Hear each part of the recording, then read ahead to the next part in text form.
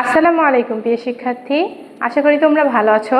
আজকে আমরা দাখিল পরীক্ষার্থীদের জন্য আল কোরআন মাজিদ এর প্রথম অধ্যায় আল কোরআনের পরিচিতি সম্পর্কে আলোচনা করব। তাহলে চলো আমরা শুরু করি। আল কোরআনের পরিচয় সম্পর্কে জানার জন্য সর্বপ্রথমে আমরা এর আবিধানিক ও পারিভাষিক পরিচয় সম্পর্কে জানব। চলো তাহলে শুরু করি। উপস্থাপনা। কোরআন মহান আল্লাহর শাশ্বত বাণী, ইহা সর্বকালের সকল মানুষের জন্য পথ প্রদর্শক। আল কোরআনের পরিচয়। আবিধানিক অর্থ। কোরআন শব্দটি আরবি, এটি ফুলুন এর ওজনে বাবে মুফালাত এর মাসদার। মূল বর্ণ হলো কাফ র হামজা। আবিধানিক অর্থ সম্পর্কে আলেমগণের মতভেদ পাওয়া যায়। তাহলে আমরা এখানে মূল বিষয়টি কি পেলাম? একটা ছোট প্রশ্ন পেয়ে গেছি। দেখো, আল কোরআনের মূল বর্ণ। আল কোরআনের মূল বর্ণ হচ্ছে কাফ র হামজা। কাফ র হামজা। চলো আমরা বলি কাফ র হামজা। এটা মূলত মূল শব্দটি থেকে আমরা পেয়ে থাকি। দেখো, কোরআন শব্দটির হচ্ছে কাফ র আলিফ নুন। এখানে নুন শব্দটি অতিরিক্ত, এজন্য এটি মূল বর্ণের মধ্যে আসে না। এর আবিধানিক অর্থ সম্পর্কে আলেমগণের বিভিন্ন রকম মতভেদ বা মত পাওয়া যায়। তার মধ্যে আমরা কয়েকটি আলোচনা করব। চলো। ইমাম রাবেগ ইস্পাহানী রহমতুল্লাহ আলাইহি বলেন, আর কোরআন শব্দটি মাকরুন। মাকরুন শব্দের অর্থ হচ্ছে পঠিত। মাকরুন। আর কোরআন শব্দটি মাকরুন অর্থে ব্যবহৃত হয়ে থাকে। এটার অর্থ হচ্ছে পঠিত। কেননা পবিত্র কোরআন এই পৃথিবীর সবচেয়ে বেশি পঠিত গ্রন্থ। প্রায় 1400 বছর আগে থেকে এটি পাঠ হয়ে আসছে এবং কিয়ামত পর্যন্ত পাঠ হতেই থাকবে। তোমরা এরকম কোনো গ্রন্থ পাবে যে সারা জীবন পাঠ হতেই থাকে এবং এর জন্য কোনো লাভ পাওয়া যায়? এটি একমাত্র কোরআন।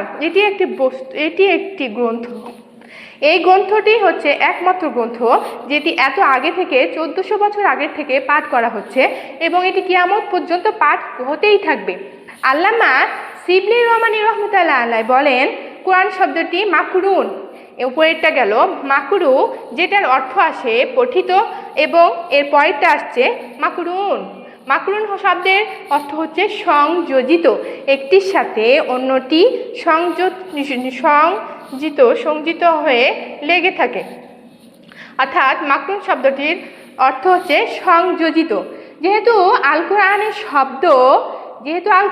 শব্দ একটি শব্দের সাথে অন্য শব্দ এবং একটি আয়াতের সাথে অপর আয়াতটি সংযোজিত বা সম্পর্কিত এবং একটির সাথে অন্যটি লেগে থাকে, এর জন্য এটি মাকরুন অর্থে ব্যবহৃত হয়ে থাকে।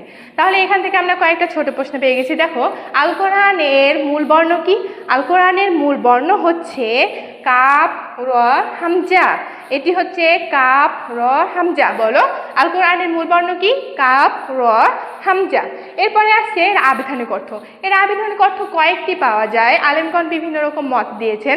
তার মধ্যে একটি হচ্ছে মাকরু, অর্থাৎ পঠিত। যেহেতু এই গ্রন্থটি সর্বাধিক পঠিত হতেই থাকে এবং এটি পাঠ হতেই থাকবে। আরেকজন ইমাম বলেন বা আলেম বলেন, এটি আল মাকরুন অর্থে ব্যবহৃত হয়ে থাকে, যেটির অর্থ হচ্ছে সংযোজিত। একটি আয়াত অন্য আয়াতের সাথে, একটি শব্দ অন্য শব্দের সাথে সংযোজিত হয়ে থাকে, এই জন্য এটি মাকরুন অর্থে ব্যবহৃত হয়ে থাকে। এরপরে পরে ইমাম সাফি রহমতুল্লাহ আলাইহি বলেন, আল কোরআন শব্দটি ইসমে আলা, একটি নির্দিষ্ট নাম। একজন ব্যক্তির জন্য শুধুমাত্র একটি নাম, সেটি হচ্ছে ইসমে আলা অর্থে ব্যবহৃত হয়ে থাকে। যেহেতু এটা কালামুল্লাহ, মহান আল্লাহ তাআলার কালামের জন্যই নির্দিষ্ট, অন্য কোনো গ্রন্থকে আল কোরআন বলা হয় না বা হবেও না, এই জন্য এটি ইসমে আলা অর্থে নির্ধারিত নাম অর্থে ব্যবহৃত হয়। আমাদের গ্রন্থসমূহ 104খানা। তার মধ্যে সর্বশ্রেষ্ঠ 4খানা কিতাব আমরা জানি, তাওরাত, জবুর, ইনজিল। এগুলো যেমন নির্ধারিত নাম, বা একটি বই ছিল তার নামই হচ্ছে ইনজিল, আরেকটি নির্ধারিত বই ছিল সেটার নাম তাওরাত। এরকমভাবে আল কোরআনও এসছে। এই আল কোরআন শব্দটি একটি নির্দিষ্ট বই এবং এর নাম হচ্ছে আল কোরআন। এই জন্য ইমাম সাফি রহমতুল্লাহ আলাইহি বলেন, আল কোরআন শব্দটি হচ্ছে ইসমে আলা বা নির্ধারিত একটি নাম। এর পারিভাষিক সংজ্ঞা, আল কোরআনের পারিভাষিক সংজ্ঞা বলতে গিয়ে বলা হয়েছে আল কোরআন হুয়া কালামুল্লাহ মুনাজ্জিল আলা রাসূল সাল্লাল্লাহু আলাইহি সাল্লাম আল মাকতুবু ফিল মাসাহিব। এই শব্দটির বাংলা অর্থ করতে গেলে আমরা বলতে পারি আল কোরআন হচ্ছে মহান আল্লাহ তাআলার কালাম, মহান আল্লাহ তাআলার কথা, যা তার রাসূল সাল্লাল্লাহু আলাইহি সাল্লামের প্রতি অবতীর্ণ হয়েছে। রাসূল সাল্লাল্লাহু আলাইহি সাল্লামের প্রতি অবতীর্ণ হয়েছে, কিন্তু কথাটা হচ্ছে মহান আল্লাহ তাআলার, এবং এখন বর্তমানে যা পুস্তক আকারে লিপিবদ্ধ আছে।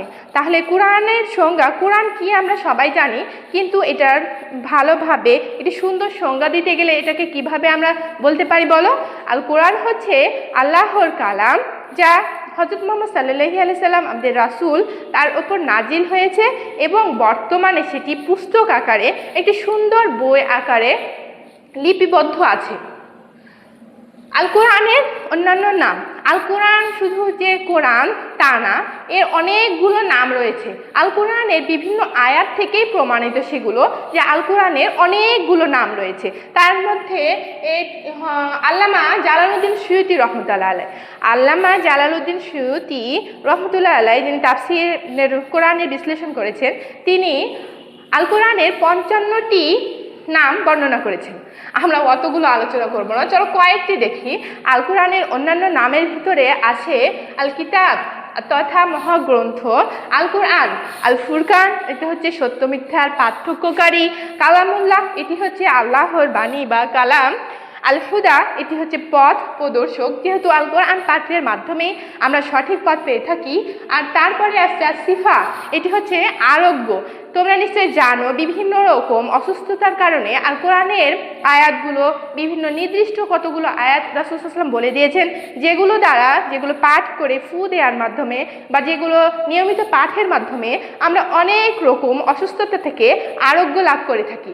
এই জন্য এটাকে সিফা অর্থাৎ আরোগ্য এবং চিকিৎসা বলা হয়। আর কোরআন দ্বারা সকল রোগের চিকিৎসা বা বিভিন্ন রকম নির্দিষ্ট রোগের চিকিৎসাগুলো পাওয়া যায়। তারপরে আসছে আসিদকুন অর্থাৎ সত্যবাণী। আল কোরআনটা হচ্ছে সত্য, একদম নির্ভুল সত্যবাণী। আল ইলম হচ্ছে জ্ঞান। আল কোরআনের অপর নাম আল ইলম অর্থাৎ জ্ঞান। আল আমর অর্থাৎ হচ্ছে আদেশ। আল কোরআনের মাধ্যমে অনেক বিষয়ের আদেশ দেওয়া হয়েছে, যেগুলো আমাদেরকে বলা হয়েছে এগুলো করতে হবে, সেগুলো হচ্ছে আদেশ। তারপরে আসছে আর রহমাত তথা দয়া। আল কোরআনের মাধ্যমে মহান আল্লাহ তাআলা তার নিজস্ব দয়াগুলো প্রকাশ করেছেন। আল কাসাস অর্থাৎ কাহিনী। আল কোরআনে অনেক সাহাবীদের বিষয়বস্তু, তাদের আগেকার সময়ের লোকদের অনেক রকম কাহিনী, যেমন নবীদের কাহিনী, হযরত ইউসুফ আলাইহিস সালামের পুরো কাহিনী এখানে পাওয়া যায়। এজন্য সেই ভিত্তিতে এর আরেকটি নাম হচ্ছে আল কাসাস অর্থাৎ কাহিনী। তাহলে চলো আমরা ছোট প্রশ্নের জন্য কয়েকটি নামগুলো একটি আয়ত্ত করে নিই। আল কোরআনের অপর নামগুলোর মধ্যে, আল কোরআনের অন্য নামগুলোর মধ্যে আরেকটি হচ্ছে কিতাব, আল ইলম, আর সিদক, আল মুবারক, সিফা আরোগ্য দানকারী। এইভাবে আমাদের নাম হলে চলো আমরা একটু বাংলাগুলো দেখে নিই, যেগুলো একটু সহজ লাগে। অনেকগুলো আছে, তার মধ্যে কয়েকটা সর্বনিম্ন 5টা আমরা একটু আয়ত্ত করতে চাই। সেগুলো হচ্ছে আল ফুরকান সত্য মিথ্যার পার্থক্যকারী। এই কোরআন দ্বারাই সত্য এবং মিথ্যার পার্থক্য করা যায়। আর মহাগ্রন্থ আল কোরআন অর্থাৎ কিতাব, আল কোরআনের অপর নাম হচ্ছে কিতাব। আল কোরআনের অপর নাম কিতাব, আল ফুরকান, কিতাব আল ফুরকান, আর হুদা পথ প্রদর্শক। আচ্ছা, হুদাটা একটু কঠিন মনে হলে তুমি অন্যগুলো নাও।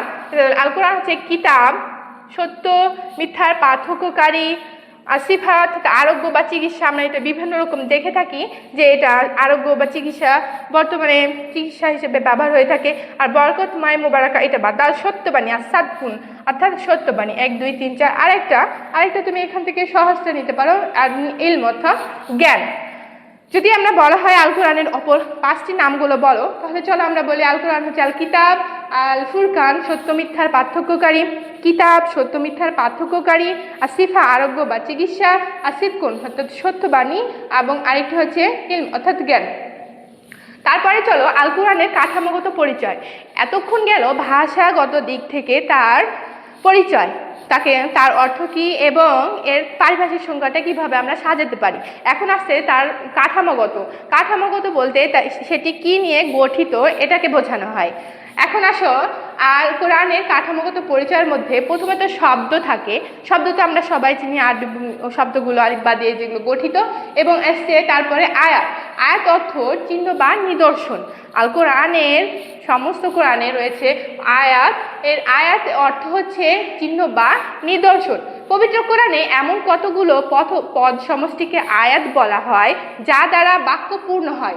আয়াতের শেষে এই চিহ্নটি দেয়া থাকে, এই চিহ্নটি আমরা ওয়াকফে তাম হিসেবে ব্যবহার করে থাকি, বা এটি হচ্ছে আয়াতের শেষ।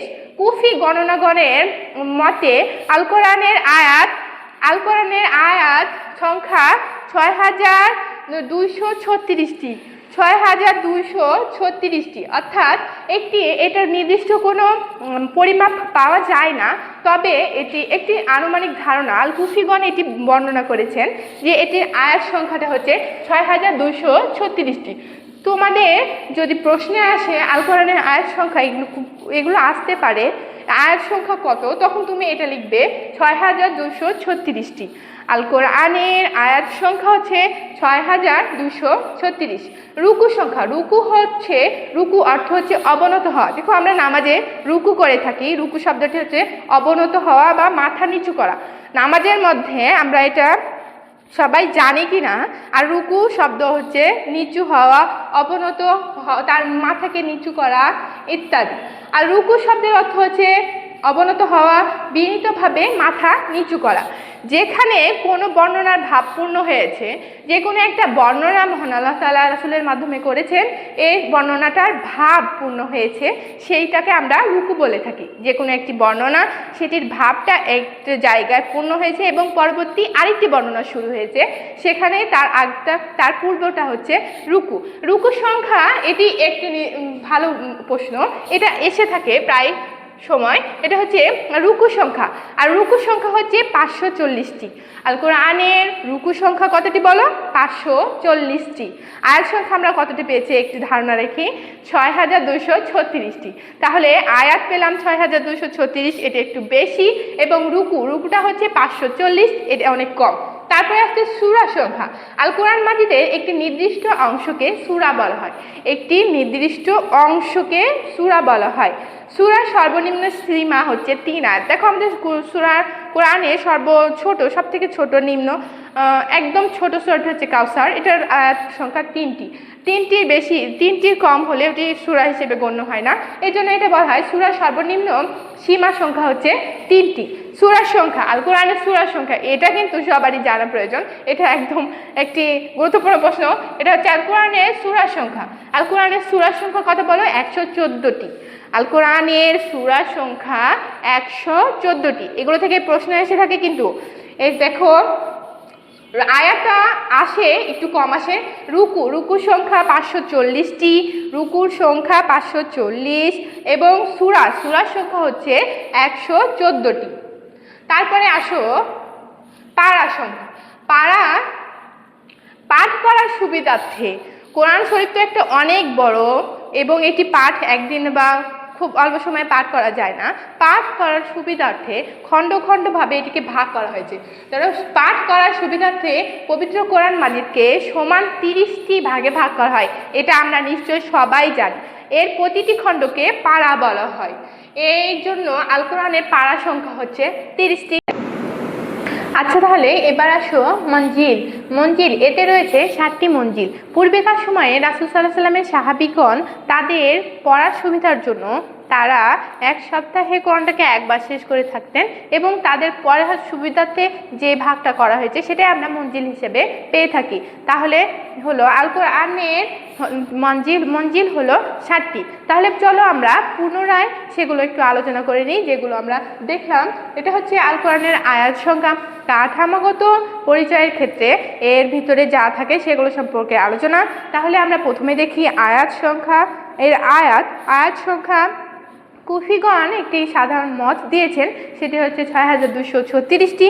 তারপরে আসে রুকু সংখ্যাটি এটা নির্ধারিত, বা এটা কোনো সন্দেহ নেই, রুকু সংখ্যাটি হচ্ছে 540টি। তারপরে আসছে সূরার সংখ্যা, সূরা হচ্ছে আল কোরআনের সূরার সংখ্যা হচ্ছে 114টি। তারপরে আসে পারা, যেটা আমরা জানি আল কোরআনকে সমান 30টি খণ্ডে ভাগ করা হয়েছে, এই জন্য এটা হচ্ছে 30টি পারা। এরপর আসে মঞ্জিল, তার কোরআনের মঞ্জিল হচ্ছে 7টি। এরপরে আবার আমরা জানবো, চলো মাক্কি সূরা। মাক্কি সূরা কোনগুলো?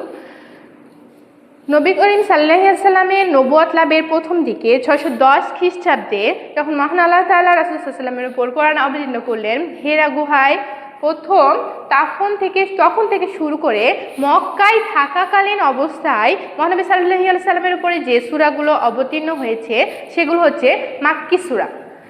মক্কায় অবস্থানরত অবস্থায় মহানবী সাল্লাল্লাহু আলাইহি সাল্লামের উপরে যে সূরাগুলো নাজিল হয়েছে সেগুলো হচ্ছে মাক্কি সূরা। মাক্কি সূরার সংখ্যা দেখো, মাক্কি সূরার সংখ্যা হচ্ছে 92টি। এখানে কিছু প্রশ্ন আসতে পারে, মহানবী সাল্লাল্লাহু আলাইহি সাল্লামের কত বছর বয়সে, মহানবী সাল্লাল্লাহু আলাইহি সাল্লামের কত বছর বয়সে সর্বপ্রথম কোরআন নাজিল হয়? এটি হচ্ছে 40 বছর। মহানবী সাল্লাল্লাহু আলাইহি সাল্লামের বয়স যখন 40 বছর ছিলেন তখন সর্বপ্রথম কোরআন নাজিল হয় এবং এটি ছিল 610 খ্রিস্টাব্দে। এটি হচ্ছে 610 খ্রিস্টাব্দে। মক্কায় অবস্থানরত অবস্থায় যে সূরাগুলো নাজিল হয় সেটি হচ্ছে মাক্কি সূরা। মাক্কি সূরার সংখ্যা এটা, কিন্তু মাক্কি সূরার সংখ্যা হচ্ছে 92টি। আমরা মোট সূরা কত পেয়েছি বলো? মোট সূরা পেয়েছি 140টি, এই 114টি। 114টি সূরার মধ্যে মাক্কি সূরা হচ্ছে 92টি। তাহলে বাকি থাকলো কত? বাকি থাকলো 22। এই 22টি হচ্ছে মাদানী সূরা। তাহলে এখানে দেখো মোট সূরাটি হচ্ছে 114, আর 92 হচ্ছে মাক্কি সূরা, 92টি মাক্কি সূরা এবং বাকিটা হচ্ছে মাদানী সূরা, মাদানী সূরা। এই সংখ্যাটা একটু খেয়াল রাখবে, এখান থেকে প্রশ্ন এসে থাকে। মোট সূরা হচ্ছে 114টি, তার ভিতরে মাক্কি সূরা হচ্ছে 92টি। ছোট প্রশ্নে তোমার যদি দিয়ে থাকে যে মাক্কি সূরা কতটি, তখন তুমি লিখবে 92টি।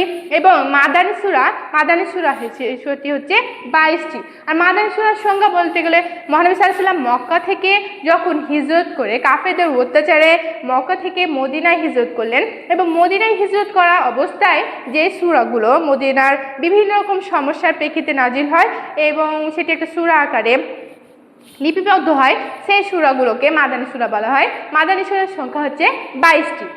এবার আসো আল কোরআনের শ্রেষ্ঠত্ব। মহান আল্লাহ তাআলা আল কোরআনের শ্রেষ্ঠত্ব বর্ণনা করতে গিয়ে বলেন, জালিকাল কিতাবুল লা রাইবা ফীহি, অর্থাৎ ইহা এমন একটি গ্রন্থ যার মধ্যে কোনো সন্দেহের অবকাশই নেই।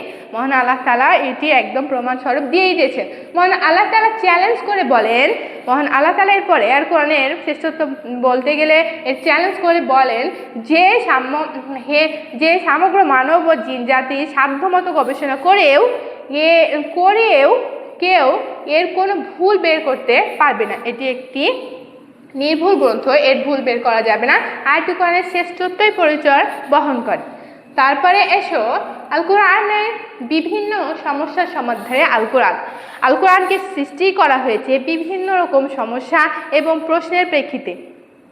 আল কোরআনে রয়েছে মানব জীবনের সকল বিষয়ের সমাধান। যে কোনো বিষয়, যখনই কোনো সমস্যার সম্মুখীন হয়েছিলেন রাসূল সাল্লাল্লাহু আলাইহি ওয়াসাল্লাম, তখন আল্লাহ তাআলা আল কোরআন নাজিলের মাধ্যমে সেই সমস্যাটির সমাধান দিয়েছেন। আর সেখান থেকে আমরা যে মানব জীবনের সকল সমস্যার সমাধান আল কোরআন থেকে পেয়ে থাকি। মানুষ জন্ম থেকে মৃত্যু পর্যন্ত বিভিন্ন রকমের সমস্যার সম্মুখীন হয়ে থাকে। ব্যক্তিগত জীবন থেকে শুরু করে পারিবারিক, সামাজিক, রাষ্ট্রীয়, জাতিগত, আন্তর্জাতিক, সাংস্কৃতিক, অর্থনৈতিক, ধর্মীয়, আধ্যাত্মিক দিকগুলোর অসংখ্য সমস্যার পৃথিবীর মানুষ পতিত হয়। আর এই সমস্যাগুলোর সমাধান রয়েছে আল কোরআন মাজিদে। চলো সম্পর্কে আলোচনা করি। তাহলে এটা সাজানোর ক্ষেত্রে প্রথমত আমরা যেভাবে জিনিসগুলোকে নিব সেটা হচ্ছে প্রথমে ব্যক্তিগত সমস্যাগুলো আসে। তাহলে প্রথম ব্যক্তির পরে আসে আমরা যাদের সাথে বসবাস করি, সেটা হচ্ছে পরিবার, অর্থাৎ পারিবারিক সমস্যা। পারিবারিক জীবনে ব্যক্তিগত জীবনের সমস্যা, পারিবারিক জীবনের সমস্যা, পারিবারিকের পরে আসে সামাজিক সমস্যা, তারপরে আসে রাষ্ট্রীয় জীবন, সমাজের পরে রাষ্ট্র এবং রাষ্ট্রের পরে আন্তর্জাতিক। চলো আমরা এগুলো দেখি একটু ব্যক্তিগত জীবনে। তাহলে পয়েন্টগুলো কি কি আসলে আরেকবার চলো আমরা দেখে নিই। ব্যক্তিগত, পারিবারিক, সামাজিক, ব্যক্তিগত, পারিবারিক, সামাজিক, রাষ্ট্রীয় এবং আন্তর্জাতিক। ব্যক্তিগত, পারিবারিক, সামাজিক, রাষ্ট্রীয় এবং আন্তর্জাতিক। মানুষ তার স্বভাব, চরিত্র, ধর্মবিশ্বাস, মিথ্যা, চুরি ডাকাতি, মদ্যপান ইত্যাদি দোষে গুণে ব্যক্তিগত জীবনে দোষী গুণী হতে পারে। আল কোরআন মানুষকে ব্যক্তিগত জীবনের সমস্ত দোষ ত্রুটি থেকে মুক্তি হওয়ার জন্য শিক্ষা প্রদান করে থাকে। এরপরে আসলে পারিবারিক জীবন। মানুষ পারিবারিক জীবনে বিভিন্ন সমস্যার সম্মুখীন হয়। এগুলো আমরা নিজে থেকেই একটু পয়েন্টগুলো মনে থাকলে এগুলো আমরা লিখতে পারবো। কোরআন মাজিদে ব্যভিচার ও সামাজিক কর্মকাণ্ডের চিরতরে নিষেধ করা হয়েছে। সামাজিক জীবনে এর বিভিন্ন সমস্যার সম্মুখীন হলে আমরা কোরআন দ্বারা এর সমাধান পেয়ে থাকি। রাষ্ট্রীয় জীবন এবং আন্তর্জাতিক জীবন। শেষে আসছে দেখো, শেষ কথা হিসেবে আমরা যা লিখতে পারি, আল কোরআন হচ্ছে মানুষের সামগ্রিক জীবনের সংক্রান্ত একটি পূর্ণাঙ্গ মহাগ্রন্থ। সেই জন্য এ সম্পর্কে আমাদের জ্ঞান রাখা অত্যন্ত জরুরি। তাহলে চলো আমরা এটা দেখে নিই একটু, জীবনের সমস্যার সমাধানে কোরআনের ভূমিকা। এই পয়েন্টগুলো আমরা কি কি পেলাম? প্রথমত আমাদের নিজের থেকে শুরু করব, ব্যক্তিগত, তারপরে আমরা ব্যক্তি যারা একসঙ্গে বসবাস করি, পারিবারিক, পরিবারগুলো যেখানে থাকে সবাই মিলে, এটা হচ্ছে সামাজিক, সমাজের পরে আসে রাষ্ট্র, তারপরে আসে আন্তর্জাতিক। নিশ্চয়ই এগুলো ভালোভাবে তোমরা একটু আয়ত্ত করে নিবে। আর আমরা এই পর্যন্ত আজকের আলোচনা, সমস্ত লেকচারটা থেকে তোমরা কি কি শিক্ষা গ্রহণ করেছো সেগুলো তোমরা একটু সামারি করে নিবে। তাহলে চলো এখানে আমরা শেষ করি, আমাদের আরও আলোচনা থাকবে নিশ্চয়ই সামনে। আসসালামু আলাইকুম।